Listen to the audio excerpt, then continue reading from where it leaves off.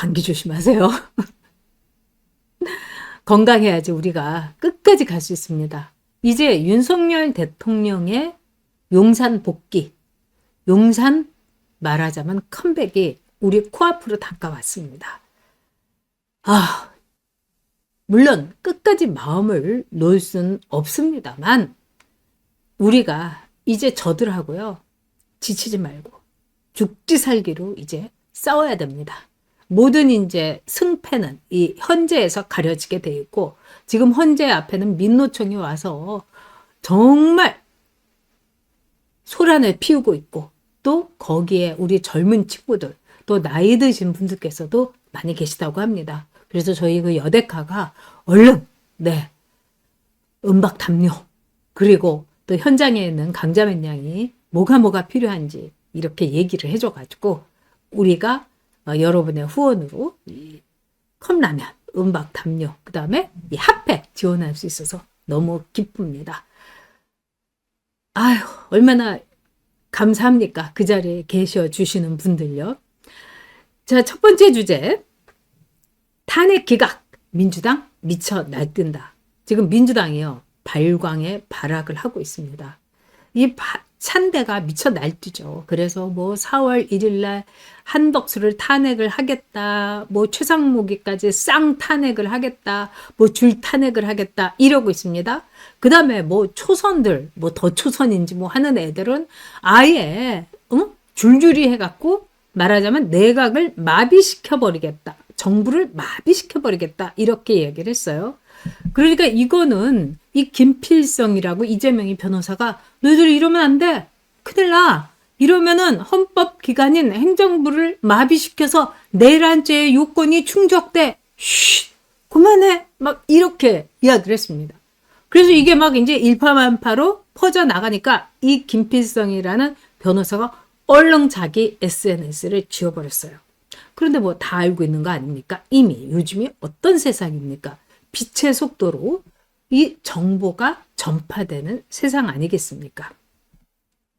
그래서 지금요, 민주당에서는 지금 울고 싶어서 징징거리면서 이걸 어떻게 해야 되느냐. 근데 정답은 뭐냐? 뾰족한 수가 없는 거예요.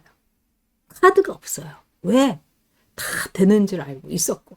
그 다음에 이재명이가 선거법 2심에서 무죄가 나왔기 때문에 아주 희희낙낙했죠. 우리가 보기에는 그렇습니다. 저 무죄가 나온 게 얼토당토하지 않기 때문에 이건 민심 위반일 것이다. 이렇게 보는데 민주당에서는 민심? 우리 그런 거 신경 안 써. 개나 줘버려. 민심이고 뭐고 우리 그런 거 상관없어. 우린 정권만 잡으면 돼. 무지막지한 모든 수단과 방법을 통운해갖고 이게 민주당의 생각입니다. 그래서 민주당은요. 민심이 어떻고 여론이 어떻고 여론은 그냥 마사지 하는 거고 투표는 조작하는 거고 선거는 부정하는 거고 이게 얘네들의 살아가는 방식이에요. 그래서 지금 민주당은요. 아마 사생결단을 낼 겁니다. 여러분. 그러니까 우리도 단단히 각오를 해야죠. 네. 샤넬 사로님, 샤샤맘님께서 단계소송 계약 축하드립니다. 한 가발 벗겨지는 날 기대합니다. 네. 모든 것이 이제 가면의 인간이라는 생각이 듭니다. 그리고 수선아님께서도 성원해 주셨습니다. 정말 감사드립니다. 자, 지금요, 이 윤석열 대통령의 탄핵 심판 결과 좀 미리 보자. 이래가지고 오늘 이제, 지난 금요일에 SBS에서 5대3이다. 그래서 5대3에 딱 걸려있다. 그러고 나서 이 한국일보에서 또 조선일보에서도 5대3이다. 그러더니 아니 4대4야. 뭐 여러 가지 이야기가 나오고 있습니다. 근데 지금 결론은 뭐냐? 인용은 물 건너갔다. 이렇게 보이는 겁니다. 인용이 되기가 힘든 거죠. 자, 그래서 미리 보는 윤 대통령의 탄핵 심판 결과 인용 4, 기각 3, 각하 1 이렇게 지금 나오고 있습니다. 그래서 뭐 인용 4는요. 그 우덜법 이 남매들이죠. 문형배, 정계선, 이미선, 정정미. 그 다음에 기각 3은 네, 우리의 애국 재판관들이죠. 김복형, 네,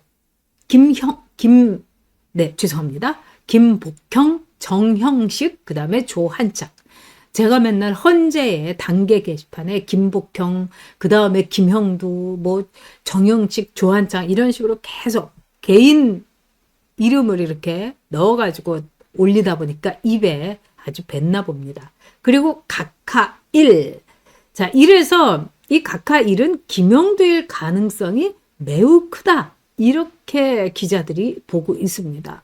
그러니까 이게 오늘 2시 53분에 올라온 기사니까 거의 그 제일 따끈따끈한 기사라고 볼 수 있죠. 그럼요, 박근혜님, 긴장을 늦추면 절대로 아니 됩니다. 그래서 민주당은 다급하다.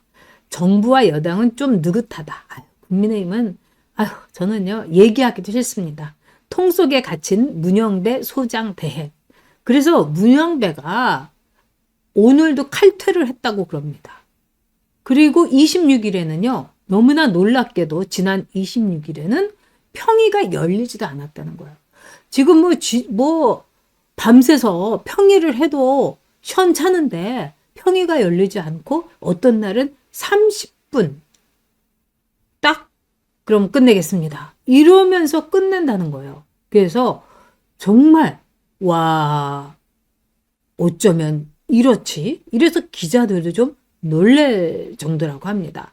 그래서 줄타력에다가 또 헌재법을 개정을 하겠다. 이거는요, 위헌이 너무나 독소조항처럼 들어가 있기 때문에 지들이 아무리 개정 어쩌고 저쩌고 하더라도 이거는 여러분 불가능합니다.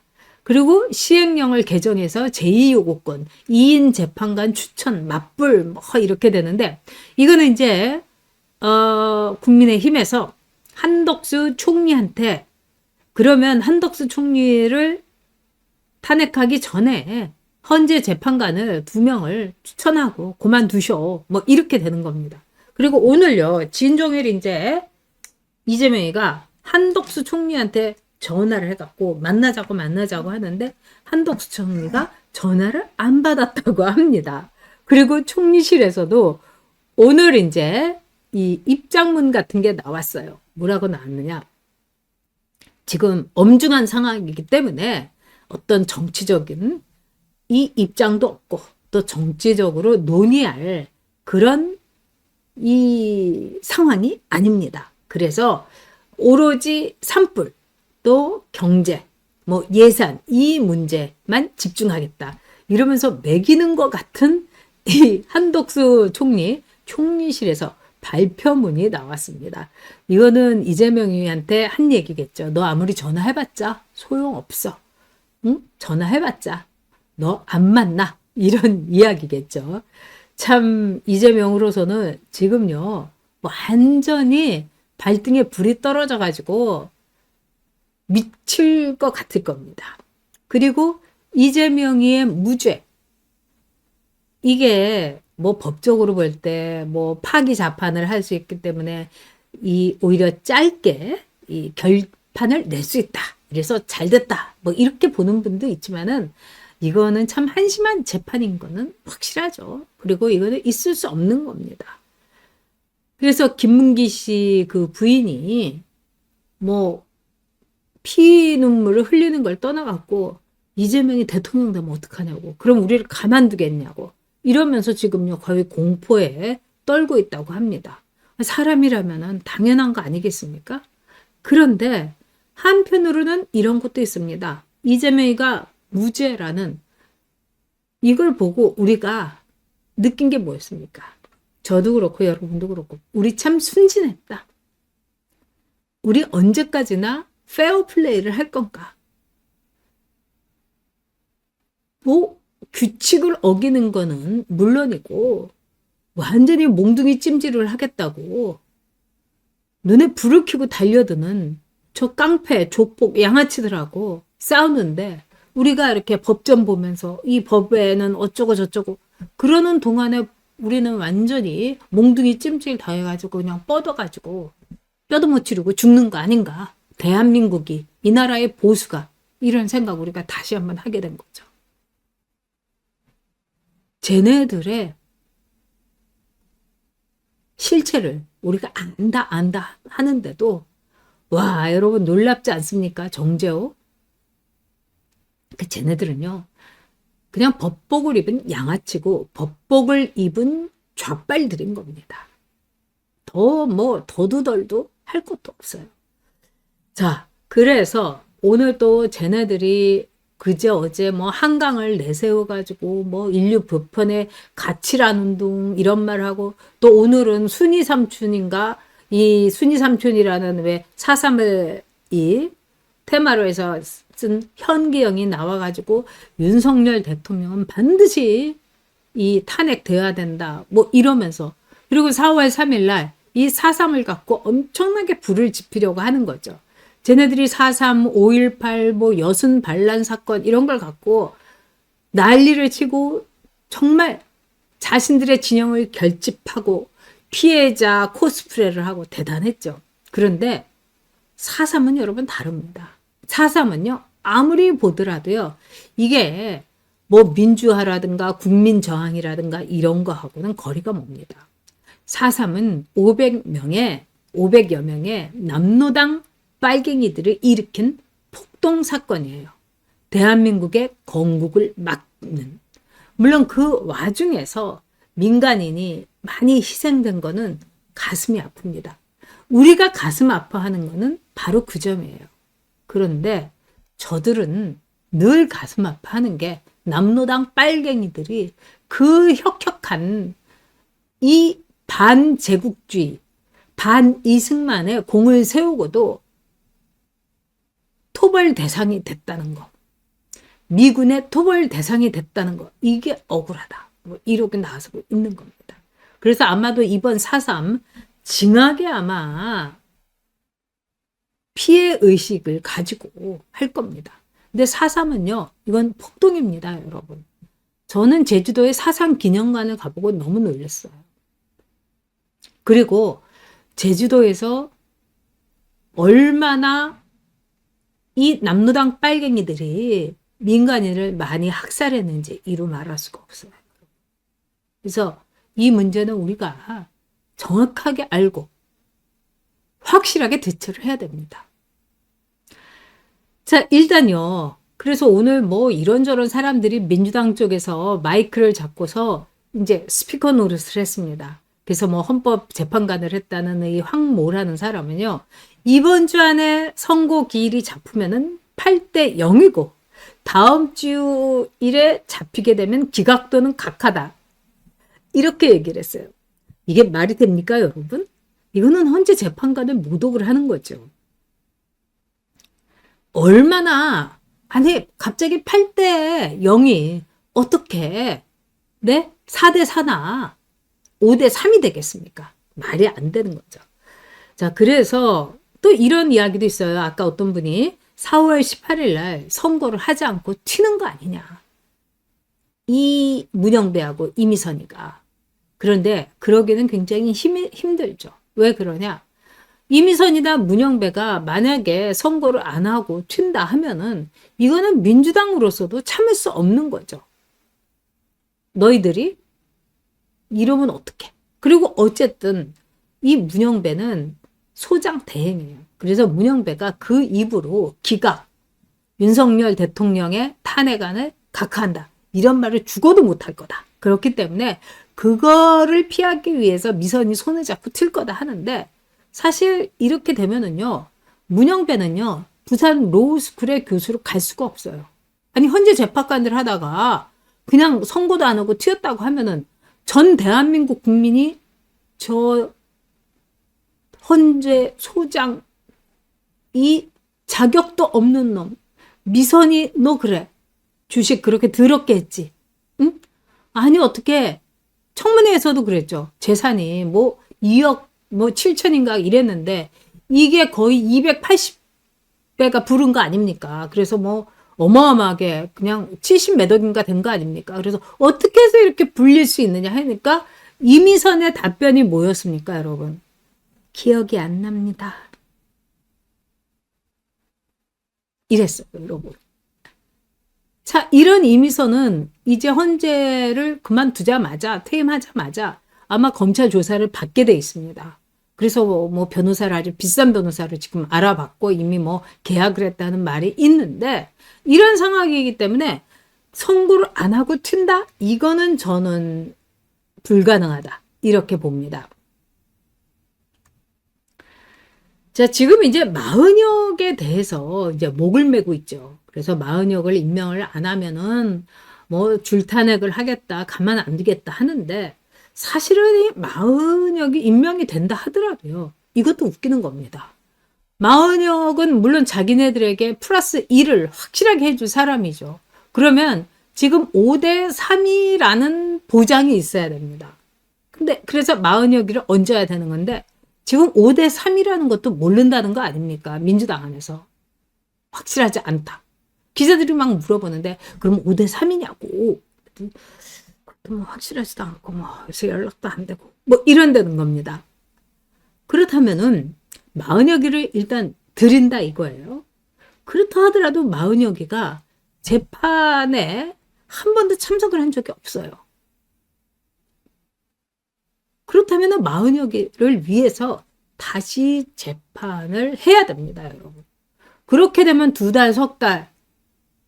이거는 이재명이라도 원치 않는 거예요.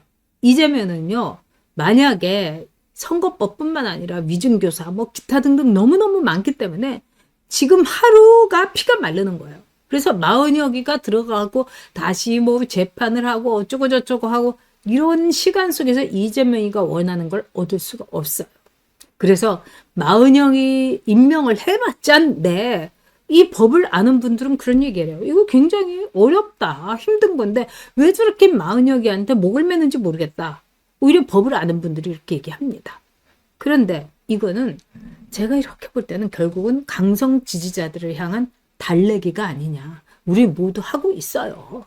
그리고 보여줄 카드가 하나도 없는 거예요. 그러니까 마은혁 이렇게 지지자들한테, 권리당원들한테 지금 일종의 선전전을 하는 게 아닌가, 이런 생각이 듭니다. 자, 방탄복 입고 이동하는 이재명 대표. 이재명 너무 웃기지 않습니까?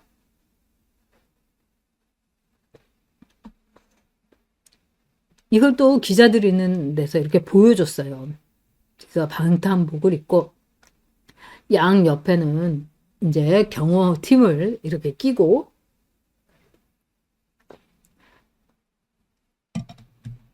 윤석열 대통령의 이 경호팀이 너무 부러웠겠죠. 근데 오늘 제가 SNS에서 봤는데, 여러분, 이재명이 왜 이렇게 방탄복을 껴입고 다니는지 아세요?